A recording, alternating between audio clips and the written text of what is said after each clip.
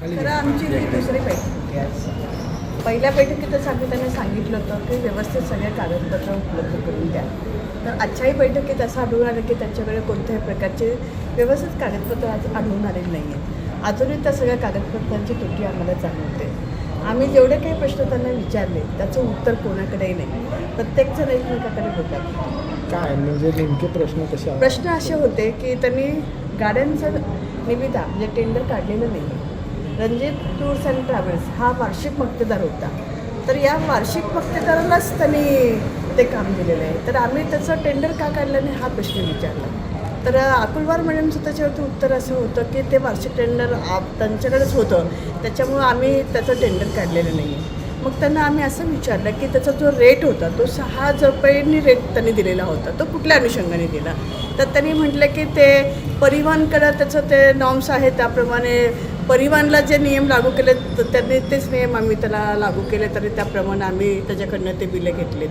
खरं म्हणजे 2 कोटीचं ते 2,10,00,000चं तरी जे बिल काढले, वास्तविक पाहतात त्याच्यामध्ये असं दिसून होतं की जे 2 कोटीचं त्यांनी बिल काढलं आहे त्याचंच टेंडर नव्हतं खरं म्हणजे. आणि त्याची ते बिलं काढायची खूप घाई केली. आणि जेवणाचं बिल जे त्यांनी काढलेलं आहे त्या जेवणाच्या बिलामध्ये आम्हाला अशी तफावत आढळते की त्याचं डिटेल्स आज आमच्याकडे नाही जेवणाबद्दल.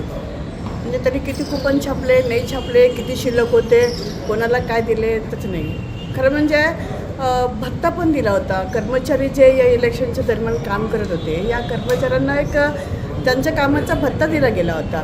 त्याची फक्त आकडेवारी आहे. कुठल्या कर्मचाऱ्याला कोणत्या वेतन नियमाप्रमाणे त्यांनी भत्ता दिला आहे त्याचं डिटेल्स त्यांच्याकडे नाही आहे. सोलापूर महापालिकेच्या निवडणुकीतला हा खर्च गेली 5-6 महिने झालं गाजतोय. नक्की किती कोटी रुपयाचा हा खर्च आहे आणि तुमची नक्की तक्रार काय आहे? आमची तक्रार एकच आहे बघा. त्यांनी जे काही 10 कोटीची खरं त्यांना मर्यादा होती, पण तो तरी 14 कोटी पण नेला विषय.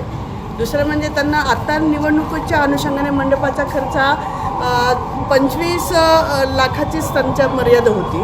तो ओलांडून तरी तो 90 लाखापर्यंत नेला. आणि 90 लाखापर्यंत त्यांनी परत स्टँडिंगला तरी मान्यतेस 50 लाखात आणला. मग आमचा प्रश्न हाच होता की तुम्ही 90 लाख सादर करता, परत ते तुम्ही 50 लाखापर्यंत आणता, 40 लाखाची तुम्ही त्याच्यामध्ये परत तुम्ही रक्कम कमी करता. ते तुम्ही कोणत्या आधारे केली, त्याचे कोणते कागदपत्र नाही आहेत. ते कारंजे साहेबांकडे आज तुमची सुनावणी झाली.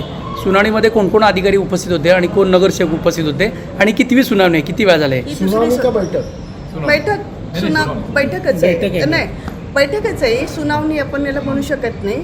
कारण बैठकीमध्ये ते समितीचे जे 4 सदस्य होते त्याच्यामध्ये अकुलवार मॅडम नगर अभियंता आहेत, कॅफो आहेत जवळगीकर साहेब, त्याच्यानंतर वाघमारे साहेब ऑडिटर आहेत आणि कारंजे साहेब एक आहेत. तर आज 4 लोकांच्या हे बघा भ्रष्टाचार करण्यासाठीच आम्ही सगळेजण या ठिकाणी आलेलो आहेत. जो पण भ्रष्टाचार झाला आहे म्हणून आम्ही सगळेजण एकत्र आलो आणि ते कागदावरती दिसते पण त्याचं स्पष्टीकरण त्यांना देता येत नाही कारण त्याच्याकडे कागदपत्रच तसे अवेलेबल नाही आहेत. 25 दिवस झालं हाच एकच विषय घेऊन आम्ही परत त्यांच्याकडे जातो आणि कागदपत्र नसतील तर तिथं नक्कीच भ्रष्टाचार झाले दिसून येते. बाकीचे पदाधिकारी पवार आहेत या प्रक्रियेमध्ये आणि 6 नगरसेवक आहेत. त्याच्यामध्ये आमचे वाघमोडे आहेत, आमचे किरण भैया पवार आहेत, आमचे मंजिरीताई आहेत, आमच्या गदगेताई आहेत. म्हणजे नगरसेवकाची संमती आहे, पदाधिकारी आणि पक्षाची संमती नाही असं समजायचं. हे बघा आम्ही नगरसेवक म्हणून पक्षांतर्गत काम करत असताना हा निवडणुकीचा विषय जेव्हा जनरल बोर्डात आला तेव्हा त्या अनुषंगाने हा आम्ही विषय घेतला आहे. पदाधिकारी म्हणून त्यांनी काय करायचं तो त्यांचा विषय होता, पण नगरसेवक म्हणून असताना हा विषय जेव्हा जनरल बोर्डात मंजुरीला येतो तेव्हा त्याच्यावरती अभ्यास करणं नगरसेवक म्हणून आमचं काम आहे आणि ते आम्हाला आक्षेपार्ह वाटलं म्हणून आम्ही तो विषय घेतला. कधीपर्यंत साधारणपणे हे तपासणी पूर्ण व्हावी असे वाटते आणि नाही झाली तर तुमची भूमिका काय राहील? ही तपासणी आम्ही त्यांनी सांगितलं की पुढच्या 10 दिवसात पूर्ण व्हायला पाहिजे आणि आमचं जर समाधान याच्यामध्ये झालं नाही आणि चुकीच्या पद्धतीनं हे जर असं घडत राहिलं तर मग आम्हाला नाही जाऊन निवडणूक आयोगाकडे तक्रार करावी लागेल.